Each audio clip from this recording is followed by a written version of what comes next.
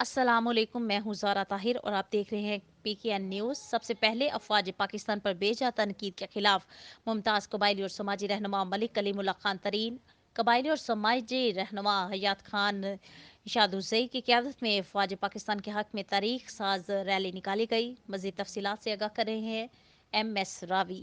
جی بتائیے گا۔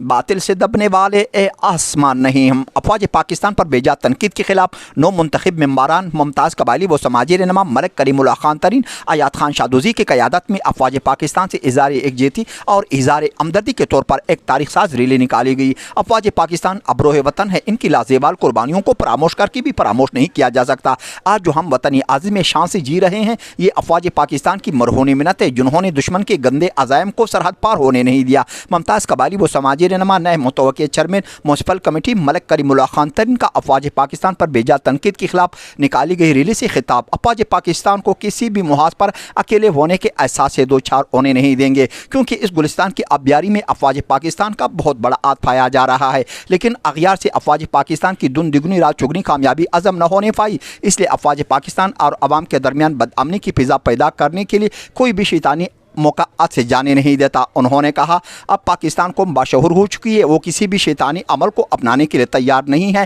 بلکہ افواج پاکستان کے شانہ بشانہ ہر محاذ پر تیار کری ہے۔ انہوں نے کہا افواج پاکستان نے ہمیشہ خود سے کہیں زیادہ دشمن کو دم دبا کر بھاگنے پر مجبور کر دیا۔ یہ حلق بات ہے کہ دنیا بھول جانے میں کافی مہارت رکھتی ہے۔ انہوں نے کہا افواج پاکستان کی لازوال قربانیاں یہ قوم کسی صورت فراموش نہیں کر پائے گی۔ یہ تاریخ ساز ریلی میونسپل کمیٹی سے وارد ہو کر مختلف شاہراہوں کی زینت بننے کے بعد مسجد روڈ پر پڑاؤ ڈال دیا، جہاں افواج پاکستان کے کردار کو خوب سراہا گیا۔ MS راوی، ضلع دکی، بلوچستان۔